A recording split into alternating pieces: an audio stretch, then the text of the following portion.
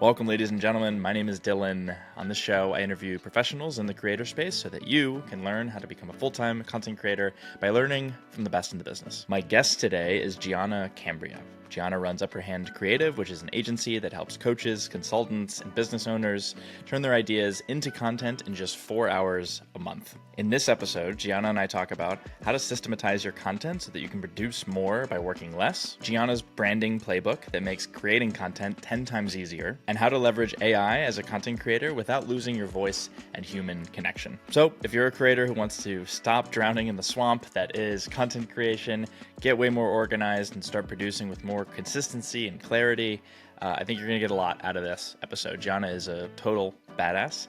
And without further ado, I hope you enjoy my conversation with Giana Cambria. Why do people hire Upper Hand Creative, and what do you guys do for your clients? It's a really good question. I think the main reason is systemizing something that can be very difficult to systemize, taking the overwhelm out of content creation for a business owner.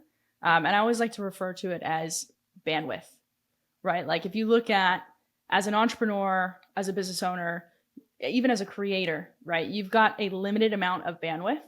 And the main thing you need to be doing is the ideation side of things, right? Like if you look at Mr. Beast or even Alex Hormozy, Cody Sanchez, like any of these people that are pumping out content, they are focused on the one thing that requires them and that they need to be putting all their effort in. And then they've got a system, a team, all the other things behind them where they don't touch the rest of it.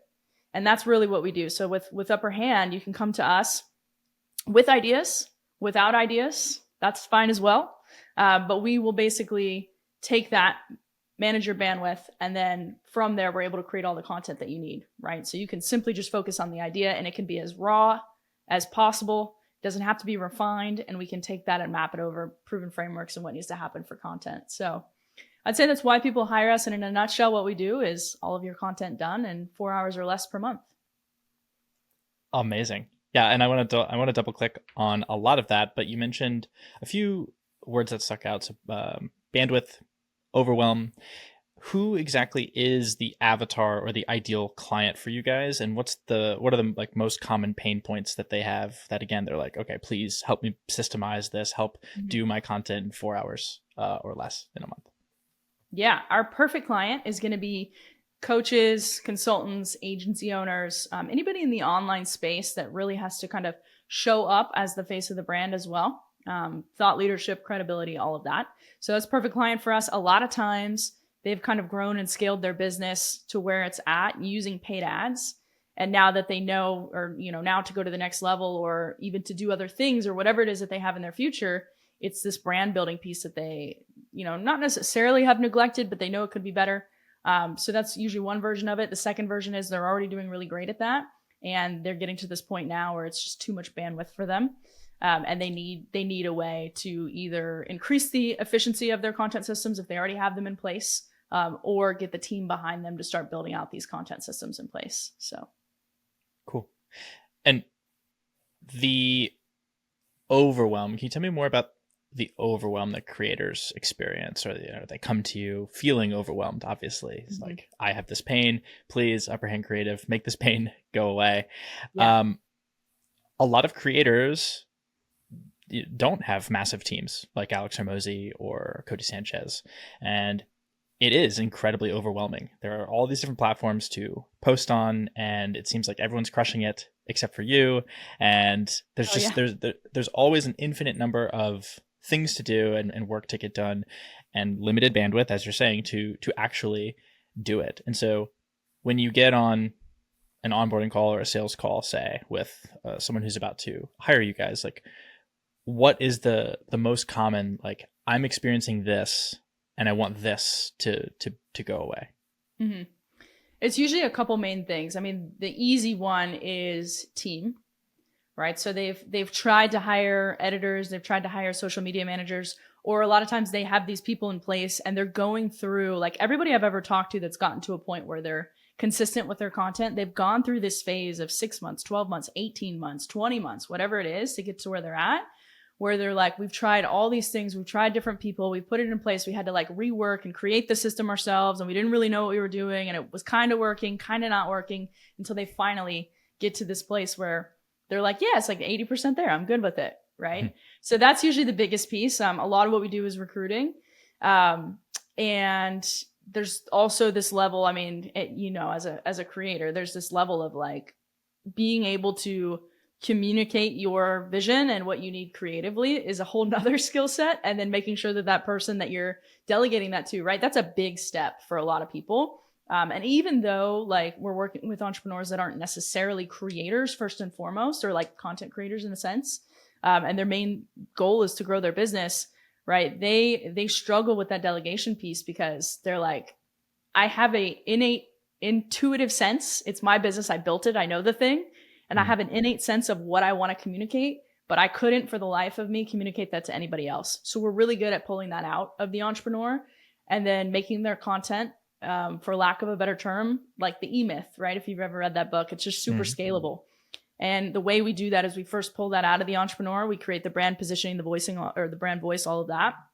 And then we translate that in a way that makes sense to the person that we're placing in their business to run the machine. So that would be the first side, is like the team, and then also delegating that vision properly to the team and making sure that it's followed.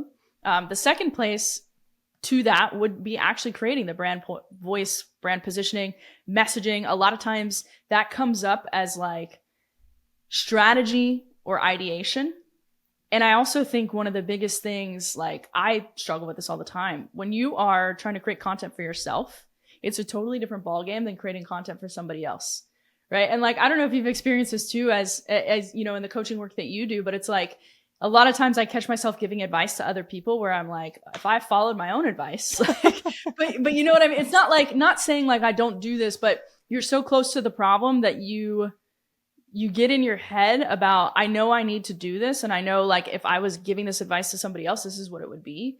But there's something like I always say you can't read the label when you're inside the box, you know, and that's really what's happening with a lot of business owners, is like they can see, they know what good content is. They probably write copy, right? They've probably written so many video sales letters, webinars, emails. They're doing all the things for their business.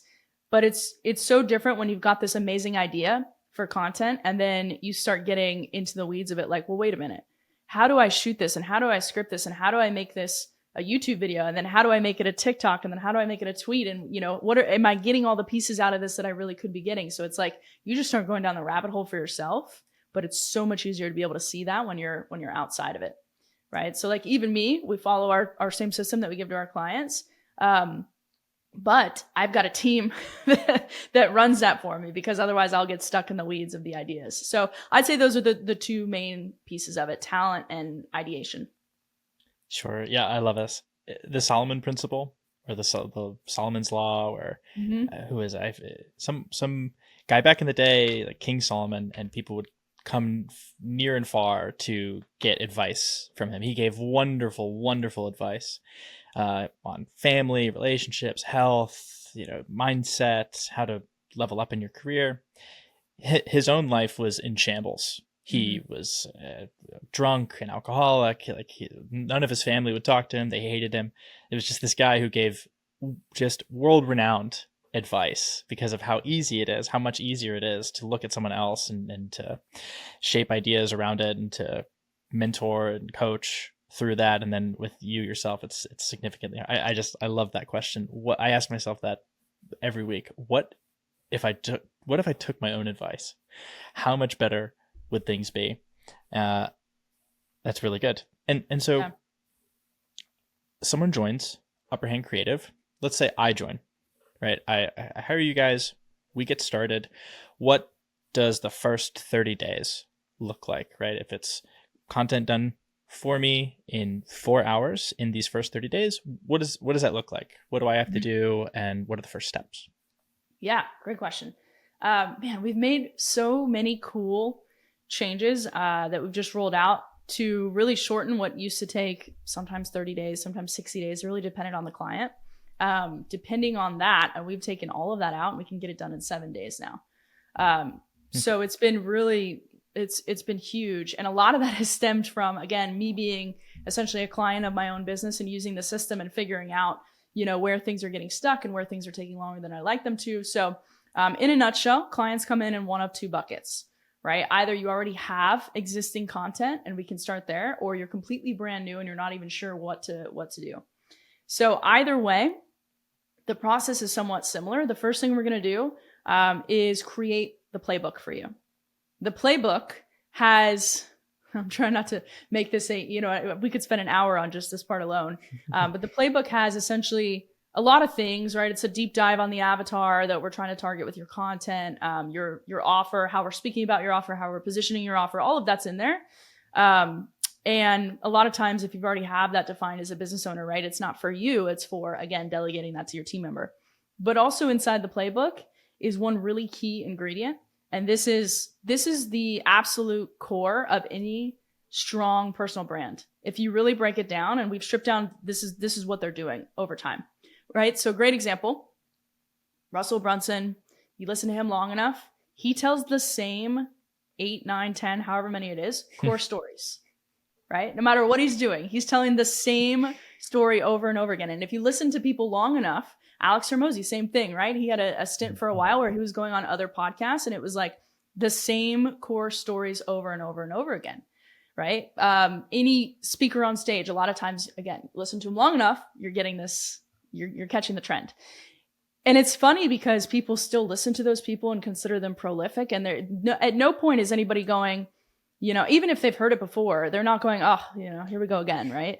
They're at a different place in their life where they're responding differently. And they're going, oh, wow. Like, first of all, I've heard you say this 7 times now, but the 8th time really clicked for me, right? Mm-hmm. So that's what's happening. But more intentionally, if you look at why they're telling those stories, they each knock down a specific domino coming to the same core belief. Everybody is trying to get you to believe, every strong brand is trying to get you to believe one thing at the heart of it all.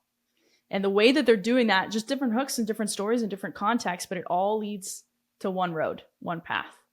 And that's Russell Brunson's concept of a big domino, right? So the big domino concept is basically, if I can insert your perfect client audience here, if I can get them to believe that whatever the vehicle is the best path to getting their desired outcome, right? And the best way to do that is with my solution, then all other objections become irrelevant and they have to give me money. That's what a brand voice is doing, right? So if I can get you to believe that organic content is the best way in 2025 and beyond to scale your business, no matter what, no matter how you're getting clients, and the best system to do that is upper hand creative, then all other objections become irrelevant, right? And so that's the first thing we're doing, is clarifying that. And a lot of times, even 7-figure, 8-figure, 9-figure businesses, whatever, they haven't really put this into play yet.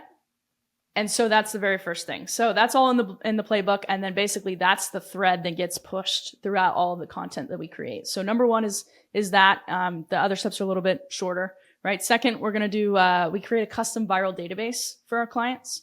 So social media, like good marketing, right? You look at all the greats. Nobody is really, Mr. Beast may be an exception to this, right? But if you really dive deep into where they're getting these ideas, they're all versions of other ideas. Originality really doesn't exist. It's all, the originality comes in piecing existing ideas together in a different way. So it's the execution that makes it different and the implementation that makes it different and unique. So what we're doing is reverse engineering. Okay, here's what's already working in and outside of their niche. Every 2 weeks, our viral database goes through, scrapes, whatever creators we're watching for that particular client, analyzes the videos, looks at the hooks they're using, the structure of the video, sorts it by views and engagement, all of that. And then from there, we can basically take any existing content from the client. So whether it's a brain dump and a voice memo, maybe you've got existing YouTube videos, you've got course videos, you have Zoom calls from coaching clients, whatever it is. And we can basically map all of that over these proven viral video structures. And from there, we're creating YouTube scripts, short form scripts, faceless content that we would, not necessarily faceless. We would use your B-roll, right? So maybe you've got content from trips or, whatever B-roll you have. If you don't, we'll give you a list to shoot. And then from there, we're creating first month of content. And as soon as it's ready, you're approving and it's going out live. Super cool. And so just on that last piece to clarify, you don't have the client sit down themselves and create their own content, or do you have a team in-house that is doing the actual creative? Yeah. Great question. So they can, right? We have some clients that obviously they want to be a little more hands-on. We have a lot of clients that are like, the least I have to do, the better. And so we don't want like, not that we can't do it, but we don't want to just go create stuff without their DNA in it, right? And what I mean by that is, again, in a perfect world, even if they've written a book or they've got email, like anything in existence, it doesn't have to be video footage, but anything that has their thought process in it, their expertise, anything at all that they've shared, we can use that and map that over. So we're using that a lot of times. And then, aside from that, the client does have to go film it. I mean, we could do AI cloning as well. That's getting better and better, right? But in a perfect world, they go film the scripts, they film the B-roll, and that's kind of it. And for clients who want no part of being on camera, being a voice, like what is required of them? Say that they're going to be doing this forever, or for 12 months even.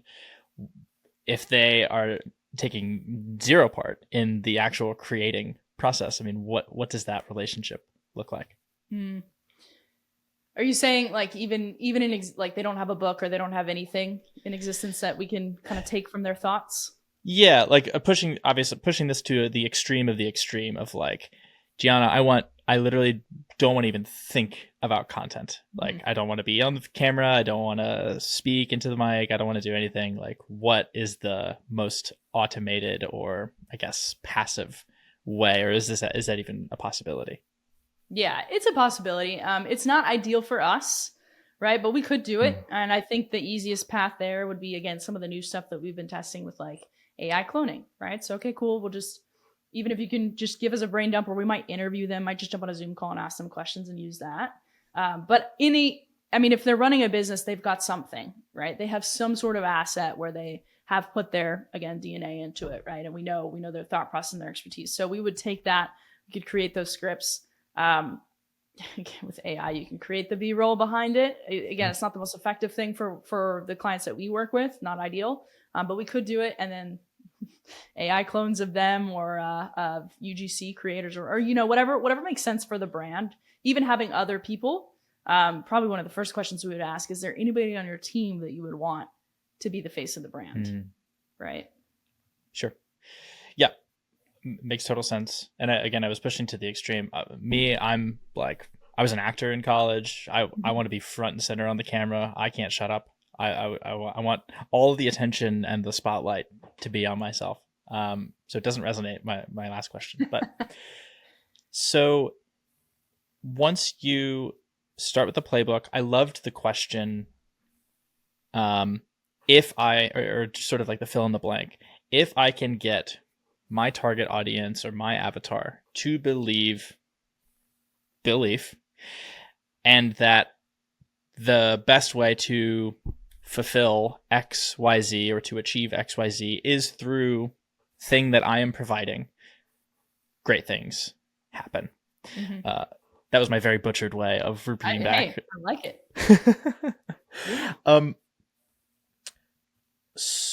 In this stage, once you help them clarify that, you help them define or redefine their target audience, their niche, you build this playbook for them.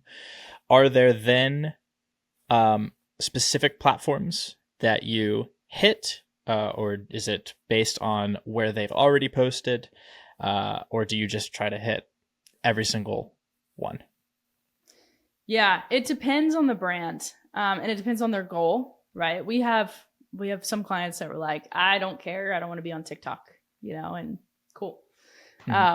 We have some clients that their clientele doesn't make sense, or maybe they're more heavily leveraged on LinkedIn or Facebook. But also because of the way that we're taking over their socials, we tell them, unless there is a like real reason that they shouldn't be on a platform, like it would almost destroy their brand for some reason. Now, social media is getting a little political with that, right? With different platforms. If there's a reason they shouldn't be on a certain platform, then fine, right? Like, let's skip that one. But otherwise, it's like, you might as well, because with our system, you don't ever have to log into it if you don't want to. And there's literally no additional bandwidth from you at all. So we do try to map it out. I mean, your core platforms, right? Instagram, Facebook, YouTube, depending on it's really depending on the founder for their thought process, whether X makes sense or not. Like if they're not willing to kind of put their 2 cents in, X is such a personal platform that it's like, it's not worth the time. But otherwise, you might as well. And so for clients or creators who do want to be on camera and are down to create as much of the content themselves as possible, what sort of batching systems do you guys put in place? Batching being one day or a short period of time where basically all the work gets done, right? We have a lot of creators in Grindstone where it's like, they come in and it's like a day by day, week by week process where they put in all this effort and they kill themselves to put something out, and it's finally out and it's like, and then it's Monday and they're like, oh, now I have to just start the entire process over again. And so we help them build systems around batching where, one day is when they do all the writing, and then another day is when they do all the recording for the month, and then all the script, whatever it is. What systems do you help people build when it comes to batching and building / uploading content? It's so dependent on the person, right? But I'll give you just kind of our baseline system, and what I found works for me as a founder doing content for the business. For me, I want filming to be completely separate from ideation. And and that sounds simple, right? It sounds like, well, yeah, I mean, those are two different things. But a lot of times when people come to us, they don't have a really clear line. And so filming is miserable, right? Because they're like, I'm doing a million takes. I don't like how I said that. Let me revise this. And then now you've got all these millions of takes that you somehow have to sift through. And if you have an editor, they're like, which one do you want me to use? And you're like, I don't know. And you don't even know how to batch the content to get it over to them, right? So that's the main thing we really want to avoid.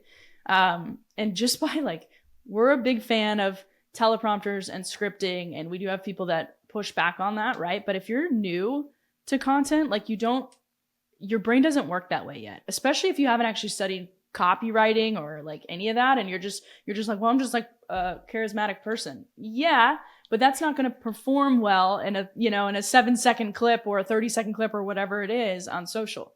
So our initial process used to be just give us the long form content and we'll pull clips out of that. But that is not performing as well as it used to for obvious reasons, right? People don't speak in hooks unless you're really good and you've been doing content for a while and you get it, fine. But for the most part, no. So as far as batching, that's the main thing. And now that we write scripts for people, it's really simple. So we just say, hey, it depends on your schedule and it depends on what we're telling them to film. So if they're usually, in a perfect world, they're filming 2 long form videos or 2 to 4 long form videos. Each one of those may have 2 to 3-ish short form scripts that we give them. They probably have about 10 to 12 additional short form scripts are what we call quick hits. So we generally want to post 1 to 2 a week of these quick hits, which are very direct, some sort of mini chat, DM me the keyword blah to get this thing, right? But just direct to either lead gen or push the sale. And then that's pretty much it that we need them to film. Sometimes, again, depending on the footage that the client already has, we'll give them a list of B-roll shots, which they could knock out in, 30 minutes. So it's like, hey, next time you're working at your computer, prop up your phone, shoot it this way, get a wide shot, get a close-up shot, get a medium shot, and then we can work with that. Other times they already have that footage from events or whatever they're doing. So really in a perfect world, they're taking a couple hours filming that stuff. And again, some people like to spread that out. Some people like to do an hour once a week. That works better for them. It's such a simple principle. And as you put it, so simple to say, right? But separating any sort of ideation from the actual recording day. Mm-hmm. And as I heard it, the recording day is almost like, and this is sort of how I view systems like this in the first place. It's kind of like showing up to work, basically, where you're your own boss and that's amazing and that's beautiful. But what sucks about that is you're constantly discerning and having to figure out what to do and deciding what to do next. But having a system in place where no, all this work is done for you, even if it's you doing it yourself, past you did this for you, and now you show up and you sit in the chair and it's like, here's the script. Now all you got to do is say it. You just record it. And there's no discernment, there's no, real creative decision making or bandwidth, as you said earlier, that gets taken up in that space. It's just you show up, you say your lines like an actor basically, and here you go. And then we take lunch. That's really, really cool. And you've mentioned a few huge names in the creator and entrepreneur space. I know that Alex from Mosey and his team, they'll do like 1 or 2 days a month where they film like 8 or 10 hours straight just for shorts. They will just record like 100 to 150 shorts. And I don't know how many takes they do for each one, or like what that actually ends up in as far as what's uploadable, if that's a word, what is available to upload moving forward. But I think that in itself is just like, that's just kind of crazy. And when I heard that, that sort of reset my standard, because I also thought, and I still think, if you're a smaller creator who's more concerned with just building a library or building more of a habit of content creation, I think that's very different from focusing on making such good content that's definitely going to get clicks and going to convert, right? There's levels to this depending on where you are on the journey, but I was a big fan of like, okay, you got a ton of long form stuff. We can just chop that up later into shorts. But to your point, if the scripting or the flow of it is terrible, I had Brian Ung, he's a professional YouTube scriptwriter on. He said a good script can save a bad edit, but a great edit can never save a bad script, ever. And 100%. If you've ever tried to edit together I used to be a horrible, I don't think I'm a great podcaster now, who knows, but I used to be significantly worse at stringing my thoughts together and being able to have a flow of conversation and communicate with whatever guest I was having on.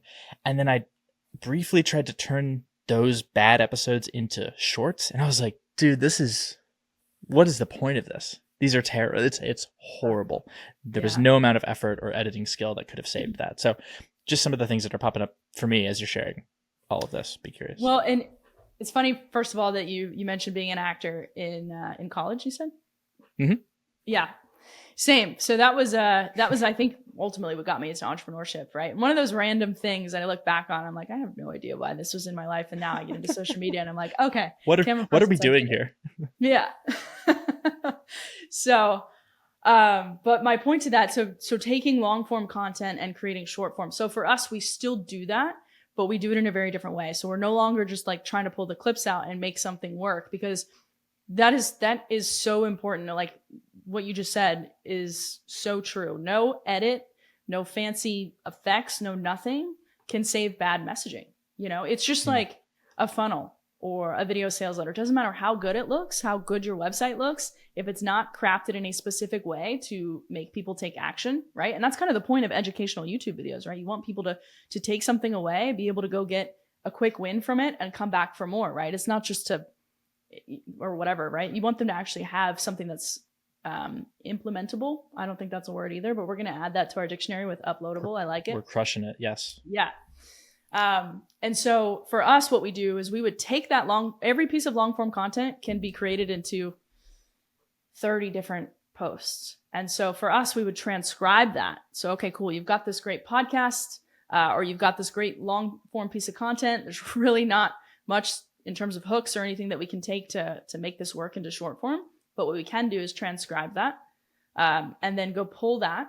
We map it over what we call engagement reels, right? So that's kind of the more faceless stuff, or where we use B-roll. It's the stuff you're seeing on social that's like usually 7 seconds, 20 seconds, maybe a little lifestyle type focus. And it's just the text on top. So we can turn it into that, but it's in your voice because we're pulling from that long form. We can remap that into short form scripts. So it's the same exact content, but now it's packaged in a way. Again, we're using the viral database, your messaging, all of that to make sure that this is lining up correctly and that it's proven. So it's taking something that would otherwise not be proven and that you're just throwing at the wall and may or may not perform. And we're taking that without any effort from you and mapping that over something that's proven and handing you back, okay, great. Next filming day, go shoot these additional 3 scripts that we created from that long form. And then from there, those can get moved into tweets. I don't know. Do you call tweets anymore? You call them X? I don't know what you call them. I'll always call them tweets. Always. I know. No one's really answered that question for me yet. So it's tweets. And then those tweets can obviously be turned into screenshots that go over top of, a photo or video to make a reel. So it's like, it's endless. It's really endless in what we can do from that long form content, but it's much more strategic. And we're no longer just like trying to figure out what works. We know what works, and we're taking that and mapping it over top of it. Yeah. A big theme of everything that you have shared is sort of kneading the dough, or like squeezing every single bit of juice out of the lemon, making sure that there's nothing here that is usable, which I know is a word, usable, and using 100% of what's available. That's what I'm getting out of this. Yeah, exactly. Cool. And looking into, not that I want to dive into like clients of yours in particular, but as a program runner myself, and as I've been involved, I'm sure you have as well, I've been a client of many different coaching programs and certification programs and courses, cohorts, what have you. And it just is a truth that results vary. There are people who come into groups and programs who just crush it, and then creators who are, get mediocre results, and then ones who just don't do very well. It's just sort of especially the bigger the sample size, it's just I don't know. I don't know if anyone has cracked the code of like how to guarantee every single human being who takes part in this thing will get incredibly life-changing results. And so, assuming that is also true, in your clientele, what are the habits, traits, mindsets, qualities of your top performing clients, and how do those differ from no offense, but the worst performing? Like, what are the biggest differences between the best and the worst? No, everybody's perfect at Upper Hand. Everyone does exactly what they need. Yeah, there's no gap. Amazing. Okay, perfect. Next question is no, that's a good question too, because I think that we could say that it mirrors successful business owners, but I think it's any industry. And for me, like, I love this. I think Alex Hormozy was the one that said this, but it makes so much sense. It's everything is doable, or everything becomes a success the longer your time horizon is. And that's organic content. That's really what we're talking about here. So it's such a difficult thing for somebody to come in and us to be like, all right, this is the ROI you're going to get on this in the first 3 months, because I don't know what your offer looks like. I don't know what your funnel looks like. I don't know what your sales process looks like. Can we generate leads and eyeballs? And, yes, right? But what you're going to do with those on the backside, we can walk you through what you need to be doing and best practices and help coach you through that. But I can't help you, right? And so I can't do the work for you on that side. We're very done for you on the content side, but everything that kind of happens after that, like, will help you. But it's, you got to have a mindset of like ownership, number one, right? So I think the absolute worst thing for anybody, whether it's a business, whether it's something that you're hiring for in like your personal life, or anything at all, right? If you just kind of expect to be completely out of the picture and not have any sort of like even just a little bit of knowledge, or willing to have a little bit of a conversation or a little bit of an input, right? That's detrimental. That's detrimental, because there's no standpoint where you can just push that button and have great results without any input from you, right? Not saying it's got to take a lot of work, but having that mindset, number one. So ownership of the full process. And then the second thing is the time horizon. So being patient. I think sales is like this, pretty much even just eating right? Or like maintaining your health. When you look at the things that we have to do in order to do that, they seem, when you're doing it in the moment, so insignificant, right? Like you go to the gym and you're like, okay, I've been going to the gym for 3 weeks now. What's going on, right? Like, no, I don't see massive results. I don't feel skinnier. I don't feel any of this, right? But it's like you look back 2 years of going to the gym consistently, even though you're not seeing or feeling those immediate results, and you're light years ahead. So it's this compound effect with anything in life. And those things, by the way, that like the flip side of that, right? So bad health isn't something that just comes up from eating poorly 2 weeks in a row, right? That's years of accumulated, tiny, small, seemingly insignificant decisions that you made. And you look back and you go, how did I get here? Content is the exact same way. And so if you don't have that mindset, if you think that you're going to put a video out and your business is going to take off or you're going to get 1 million views, probably not going to work out for you, right? You have to be willing to do what you know you need to be doing every single day and stay consistent with it, even if you're not seeing results. Ownership. As I heard it, yes, people will join the program, hire you guys, but at the end of the day, they understand that they are the last line of defense. They are accountable for their own success and their business success. And accepting a long time horizon, or accepting that this is an infinite game and that this is we're in this for the long haul, and outsourcing fulfillment, satisfaction to immediate gains and wins is a surefire way to just be miserable and not achieve those results that are desired. Mm-hmm. Yeah, exactly. I had a friend a few years ago who came to me and said, Dylan, I think I'm going to start a YouTube channel. And I was like, that's amazing. I responded the way I always respond when someone in my world says, I think I want to start creating content. I'm like, you should have started yesterday. It's amazing. But it won't be amazing for like the first 12 months. Like you're probably going to hate a lot of it. But anyway, he was like, yeah, it's around fantasy football, the thing that he knew best. And he's just like, yeah, I just feel like I'm really good at talking about it. I know all the the ins and outs. And I was like, yeah, man, that's gonna be awesome. And he was like, yeah, I just think it could be a really easy way to just start making way more money.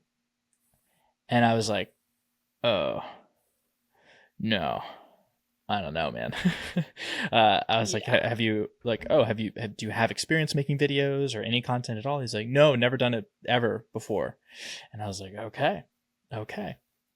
And he tried it for, I think, a couple videos, and then he stopped because it was significantly harder than he thought it was going to be. And there are so many examples, so many stories that I have personally and that I'm sure we've all heard, where when someone goes into anything thinking, that's the ticket. Oh my God. Oh, okay. That this is the golden ticket that I've been waiting for. This will be so easy. It's so obvious. It's just this. I'll just do this. It's absolutely not going to be. It's not going to be easy. It just means we don't know enough about this yet. Everything's hard. It sounds almost pessimistic, but I find this a little bit liberating. It's like everything's hard.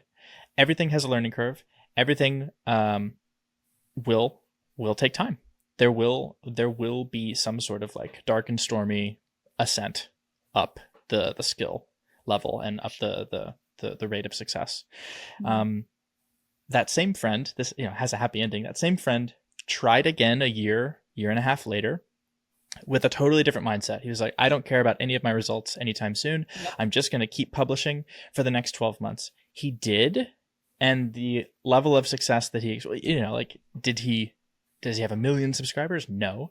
But the amount of not just results difference, like how much he grew was vastly better. He just felt better. It was just easier to show up and do the work. Like you just have more fun showing up, knowing that, again, with a long time horizon, doing the work, like playing the game, that is the goal. Playing the game and getting better at it as forever.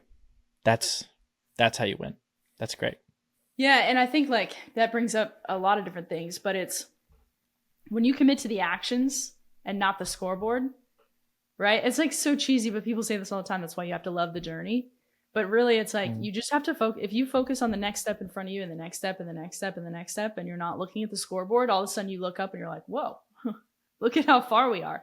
But when you don't do that, that's when people quit, right? And there's that the story that, because I did got into entrepreneurship through network marketing, right? And there was a story they always used to tell, and I was like, it makes so much sense. Basically, in the gold rush days, whatever, they spent all this money to go excavate this land, thinking they were going to find all this gold, and They hired like all these people, machines, whatever, to come in and drill it. Nothing. Spent tons of money, lost a bunch of money because they gave up on it and sold it to somebody else at like, nothing basically. And the first day they started drilling again, they went 1 foot deeper and they found like this massive gold, right? So it's like, you never know when you were literally a foot away from gold. And like, that's content. You never know when you have one video that's going to take off. And even if it doesn't take off as a business owner, right, you're still getting, like, you never know the leads that could come from that, right? We have clients all the time that their videos get, 1,000 views in the first couple days. And from that, they're getting 3 or 4 clients, right? That's a huge win.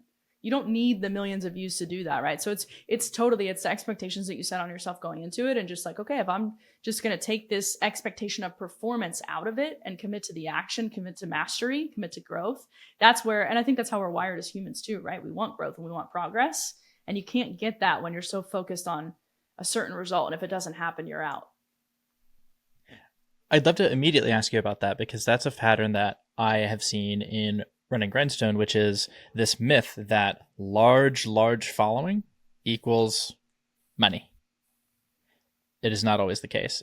And you just mentioned, okay, someone posts something, gets a few thousand views or interactions, impressions, and 3 or 4 clients out of it. Do you have other specific examples where people with not large followings at all have achieved pretty lucrative success? Oh, yeah. Yeah, there was probably one of our like top 5 longest standing clients, like he's with us since the very beginning. He does, at the time, I think his offer has shifted a little bit, but basically at the time he was doing kind of like fractional CTO, so like tech building sort of stuff for companies, selling, $20,000, $30,000 packages, right? I mean, you look at his content, he's getting a couple hundred views.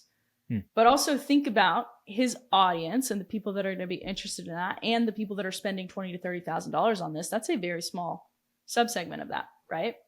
And so for him, I mean, he made, I think, like hundreds of thousands of dollars, he was saying, from his channel. And I don't even know if he has 1,000 subscribers. So that would be a great example. But you're seeing a lot of people in the space, like Iman Godzi just ran, like the big thing now is like micro YouTube channels that these business owners are talking about. And I forget the other guy's name, but basically they're going, hey, I had this like 2 million subscriber channel. I shut it all down and I niched down to this one thing. And I only have like a few thousand subscribers on that, but my revenue like tripled. So yeah, it happens. It just depends on the goal, right? Now, if you're trying to monetize or you're trying to be an influencer and you're trying to get brand deals, then, the more subscribers and more views you have, sure, that makes sense, right? But that's a different end game. Yeah. But even with that, what we've seen with our clients is the same exact principle or pattern, which is targeting. How targeted is this? So we have a few Call of Duty or FPS, first-person shooter gamers in our program, for example. Influencer, pretty broad, entertainment, or maybe they're educators. But the people who watch are gamers. They play the game more often than not. And so when they get sponsored by AIM controllers, like, hey, this is a controller designed to help you get better at this game, very, very targeted problem that this sponsor helps my audience solve. Like, my audience has this problem or pain or desire, which is very different from like BetterHelp or Audible, something that is incredibly, that like more often than not is just going to care about your size, right? Just trying to appeal to the masses, as opposed to this very, very targeted, again, like my audience has this problem, this product that I am sponsoring. One of our, I guess the example is one of our clients, 1.5 thousand subscribers. He's a video podcaster, just got a brand deal or a sponsor for $3,400 with 1,500 subscribers because of how targeted it is toward his podcast listenership. And I just find that to be, I love these stories. Because it means that I just find that so much more uplifting, as opposed to like, okay, this, you talked about beliefs earlier. Most creators have this belief of like, I must get to 300,000 subscribers first, and then the flywheel can start. And of course, it becomes easier, like, of course. Yeah. But Yeah. there are a lot of limiting beliefs I've seen creators have around that. Well, and I think it's just human nature too, right? It's hard. It's hard to put out videos and you're like, and you think everybody sees it and you're going, I'm only getting 100 views, right? But also like, think about 100 people in a room, right? If you're speaking in front of 100 people, like it's not as seemingly insignificant as your 100 view video, right? So it's like little things like that. But we've also had the opposite. We have so many stories of clients coming in that had 5 videos that got over 1 million views, right? Popped off, they got a ton of followers, and they hadn't in the lifetime of their business sold a single, like they haven't made a single sale at all. You know? And so, and that's like that's like a $2,000 coaching program. So it's crazy. I think you're compensated by the value you can provide in the world, and the amount of value you can provide becomes so much like more, it just compounds even at a higher rate, right? When you're specific. When you can solve a very specific problem that nobody else can, now your value goes up. Love it.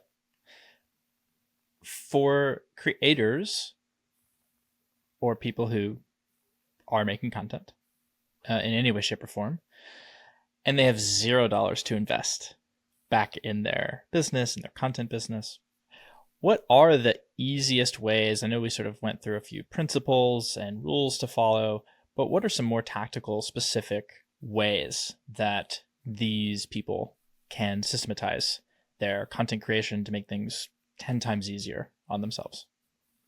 I think it's gotten a lot easier now with AI.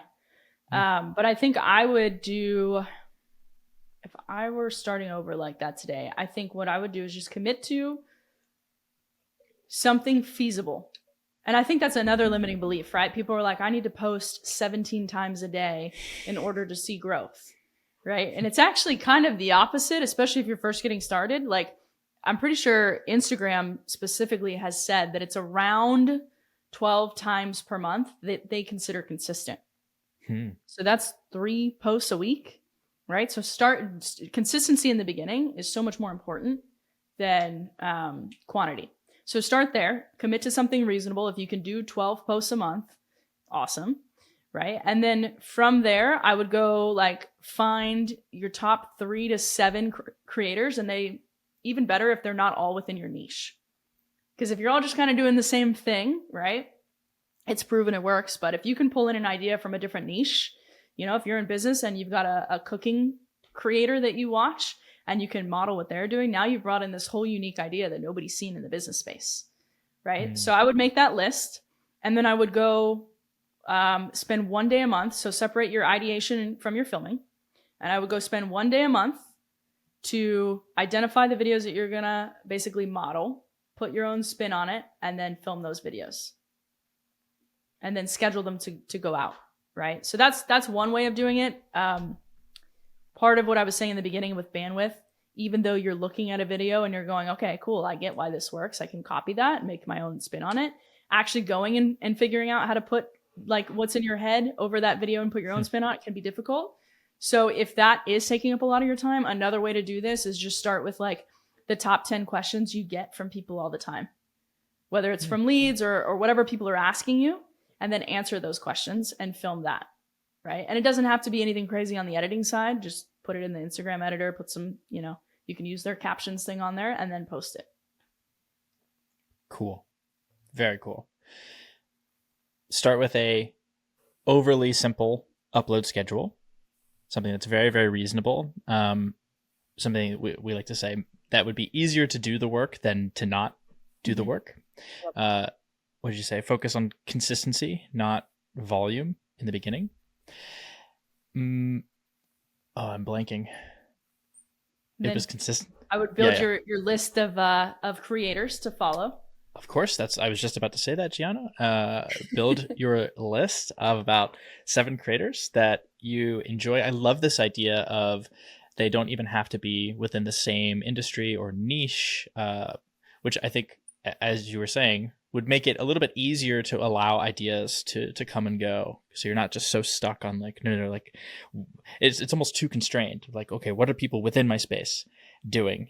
And I feel like that would make it much easier to just copy or it just feels limiting to me, as opposed to like, I make business content, but oh, this chess content creator does this thing that I've never seen before. It would be so easy to bring that into the way that I do things.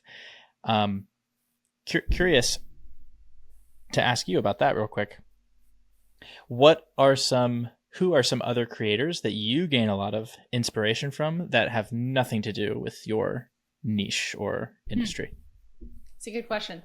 Okay, so this one is easy because I'm just really into tennis, and so everything on my Instagram feed is tennis accounts. And I mean, you're like, okay, how much can there be on tennis, right? And you have your typical like, all right, here's the drills, here's how you can get better. But then there's this whole subset of tennis that's like, look at these crazy tennis courts across the world, right? Like just kind of fun stuff. So I mean, there's so many different pockets of it where I'm pulling that into what we're doing. I'd say that's a big one for me. Tennis. So I mean, how has that impacted you and your own creativity? I have them in our viral database, and so it'll kind of take certain things and map it over that. But a lot of it is like how we're kind of taking tactical information. I think that's a big thing from like any of the sports content that you're seeing is like, how do you take the tactical information in a way that's unique and give somebody a quick win in 30 seconds. So that's a lot of times like these tennis videos, right? They're like, oh, the slight change in your grip, right? It makes this huge difference. And they're literally just showing, this is the bad way of doing it. Here's the good way of doing it. It's like that simple, right? So stuff like that has been cool. And then the travel side of things, like I like to travel a lot as well. So trying to pull some of that. A lot of this stuff hasn't actually, like if you go look at my Instagram right now, hasn't actually been posted. This is new stuff that we're doing, but we're pulling a lot of that into like, you'll see some of it kind of infused in like previous scripts and stuff, but now we're going in a different direction with that as well. And going to be testing some new stuff, but tennis is a big one. And then I draw a blank on the rest, but that would probably be the biggest one. And do you know Adley? Like she's like Adley. The virality or something. No. So I love her videos are hilarious. And she's one like, I don't know how many followers she has, but her videos get millions of views, right? But her videos are hilarious, super creative. There's not a whole lot there that I try to model because I think they probably spend 2 days on a single video, right? It's like that kind of thing. And she's also just really good at coming up with these ideas. So a big part of why we exist is like, that's hard to do. That's hard to recreate. Not everybody can do that, right? But looking at her videos does give me a lot of different ideas. And even if it's not for me, for clients or whatever it may be. Cool. All right. Well, when I start seeing upper hand creative ads of people playing tennis on a court, I will know. Now I understand. Actually, would be a great visual hook. Not a bad idea. Okay. All right. That's yours. That's free. That's a free idea for you. Appreciate that. You've talked about AI. I'm curious as to other. This is kind of a buzzword, but trends in the creator space, like. Within content creation, what are some of the things that you feel like creators or your clients have been sleeping on or just aren't super aware of that could be way more leveraged to succeed in the creator space? You know, I think it's hard to say because AI can be one of those things where, again, it depends on your situation and your bandwidth, right? But there's so many amazing AI tools out there. But not only do you have to go kind of figure out what they are, figure out how to use them, and then start to figure out not only how to use them, but how do you fit this into your schedule? And then once you use that to maybe write a script or shoot a video or get B-roll or whatever, there's still 5 million other things that you have to do, right? Like so creating your workflow with AI tools is a lot of work, right? And it's just like what I was saying earlier with like figuring out your content system and your content workflow, like that can take months to years to however long, right? I think AI is the same thing. And so what we did is we took the ideate, so kind of like what I was just saying about the ideation phase, and okay, I get that this video works and I want to make my own version of it.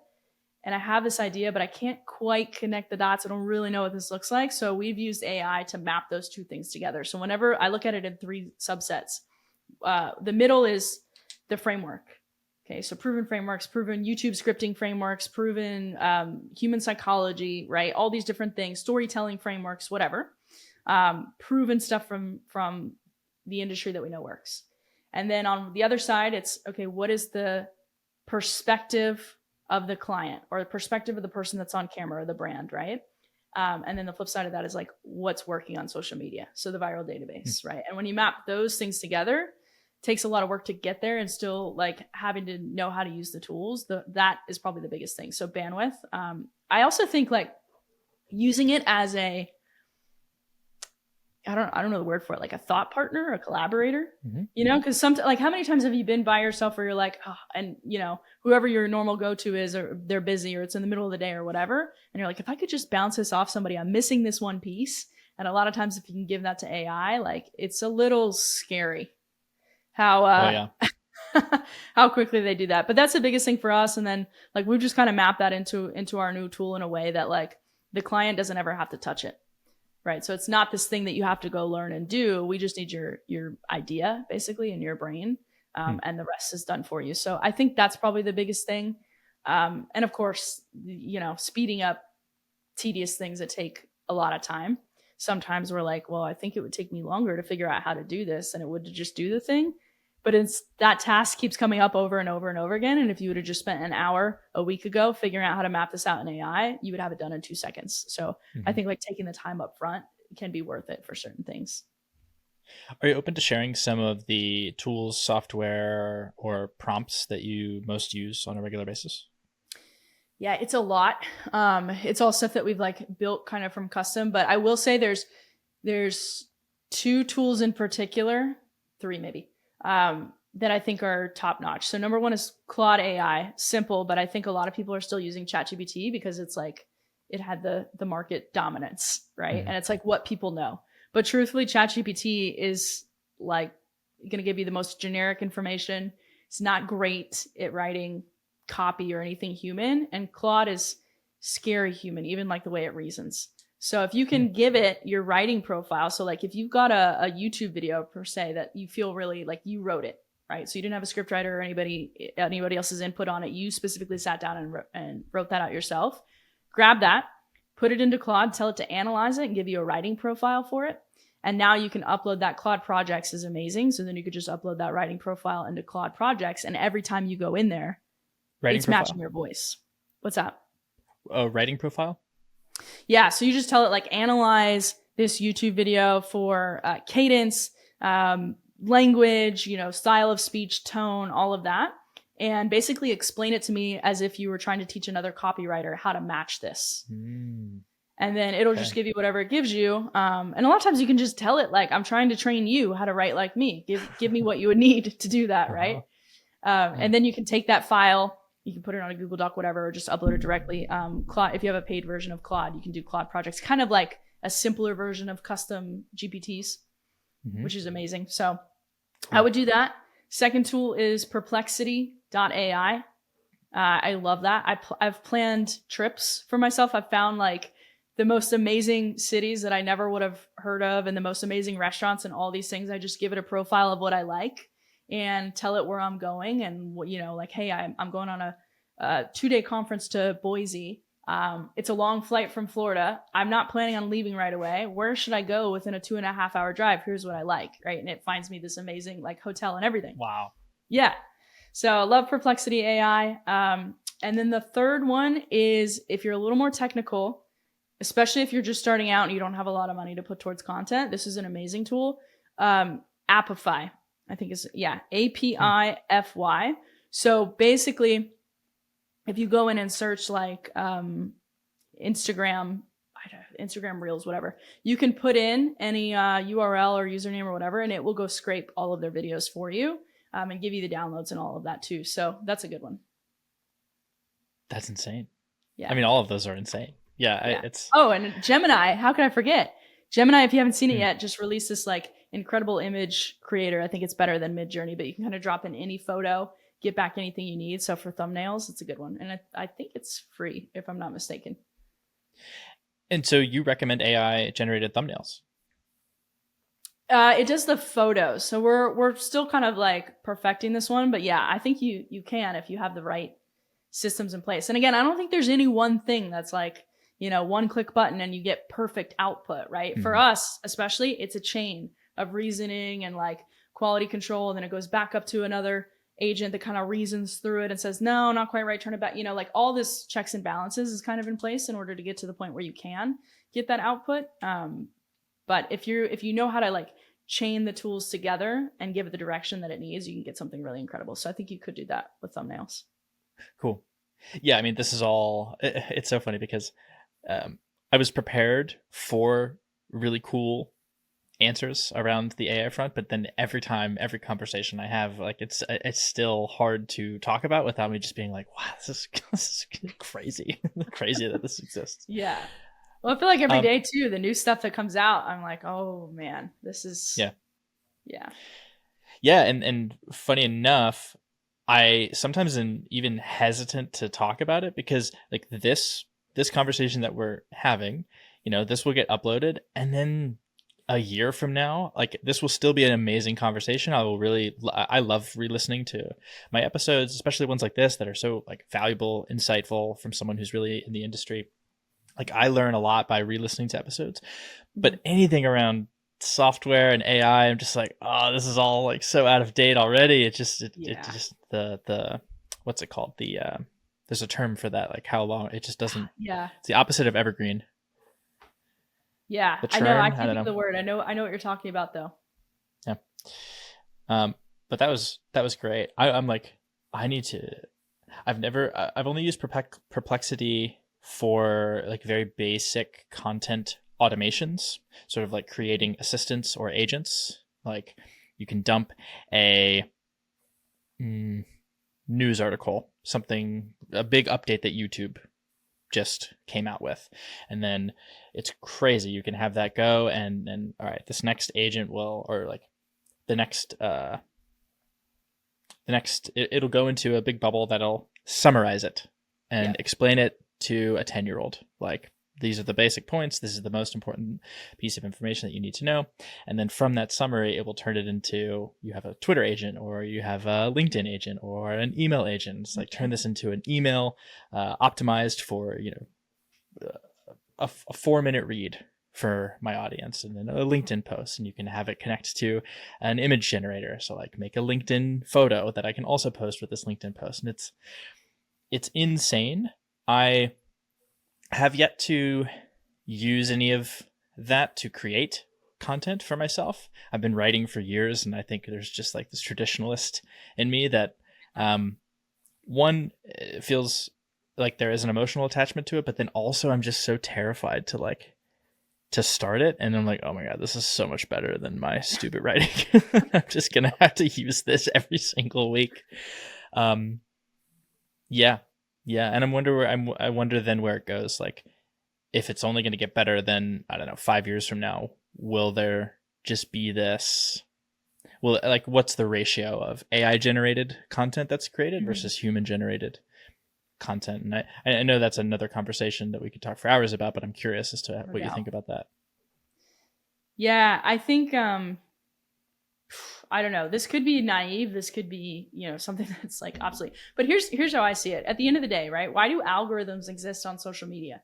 They exist because they want to put content out for humans to consume it. They want to be able to match humans' preference, right? And so I think that there will always be, and we're just wired for this, humans are wired for connection. And if we get to this point where it's all AI, I think people are going to be very, very over it, right? And you're already seeing a lot of just strictly AI content, like using AI as a tool to assist you and be better and leverage your time. Like, that's one thing, but just strictly AI created content, Google's cracking down on it, right? So like the AI is good at finding its own AI, right? It knows, so it can find itself. So there's that. But I just think like the whole reason any of this exists, any of the reason that an algorithm exists, is because they want to serve people. And humans' preference they're always going to be the ones consuming the content. And so I think there will always be a need for true, genuine, authentic content supported by AI. Like I think, and that's one of the big things that we're kind of that's becoming ingrained as a value for us as we built out our what we call upper hand AI, this whole platform that I've been mentioning. The whole concept there is it works best when there's a human, and you're seeing this with like a lot of AI agents and a lot of these AI agencies, human in the loop, right? So it's like it can't just run on its own. We need human judgment in there, kind of helping and directing. But when you can marry those two things and they work together, that is where you're able to get 10x the output of somebody else, right? So I always think the connection is going to lead, and we're going to pendulum swing to this point where like nobody wants to talk to an AI bot, right? When you need help, like that is the most frustrating thing. I think more laptops have been lost from being thrown out the window when that happens, than anything. And so I think there's going to be this pendulum swing back in a few years where it's like all experience, all human to human contact, like all authentic connection. That's really uplifting. Yeah, I never thought about it that way, where the end result is this it's like it's business 101, right? Like we're just trying to bring something that's valuable to other human beings, so much so that they agree that it's valuable and either pay with their attention or their money or their time. Yeah, that's really good. Then I will keep my doom and gloom anxiety for the next year or so at bay. I mean, that's part of it. Yes. This has been a lovely conversation, Giana. I deeply thank you for your time and your bandwidth here.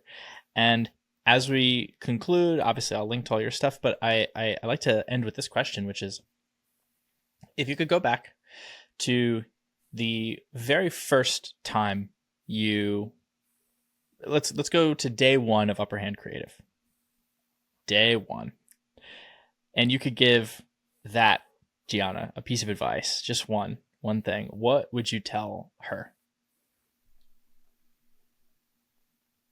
Action over perfection.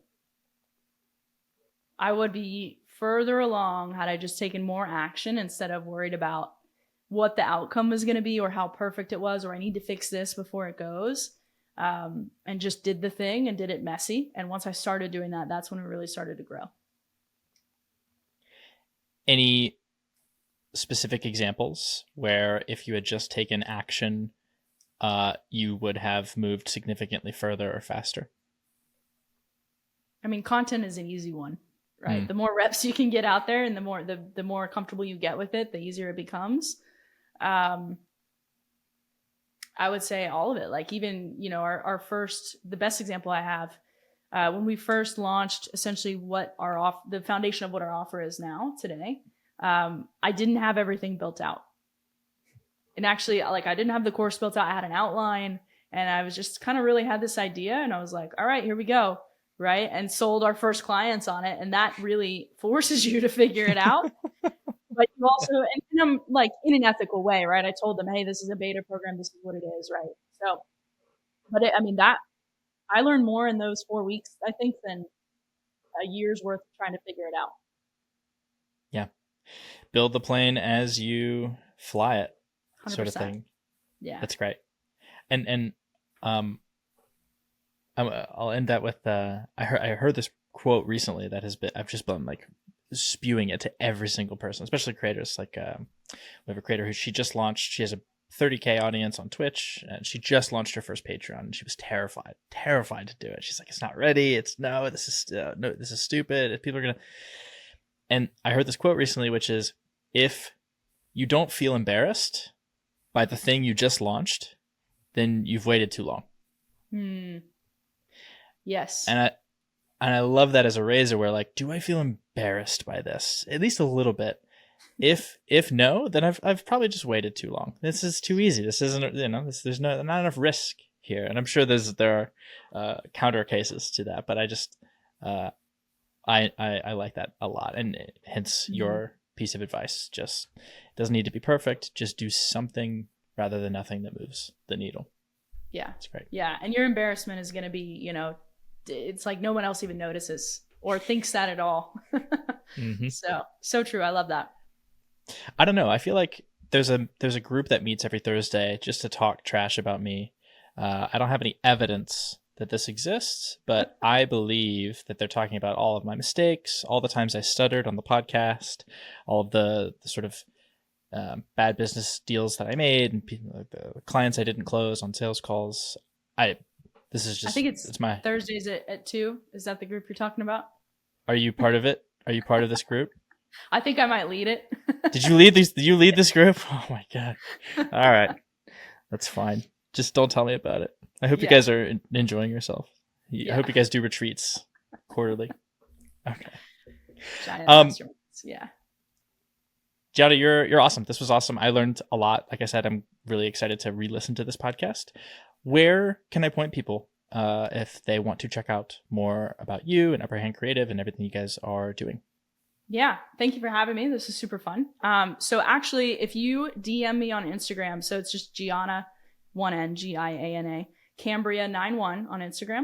DM me the word studio, and I will actually send you. This isn't available anywhere else, but if you listen to this whole podcast and got to the end of it, I'll send you my filming equipment list. So it's got all sorts of scenarios on there, no matter what your budget is, but I'll send that over your way. Tons of good content on there as well. And then, of course, same thing on YouTube, or same name on YouTube. So amazing. I will link to all of that. And thank you so much for being here, Giana. You're thanks, the best. Dylan. Yeah, I appreciate it.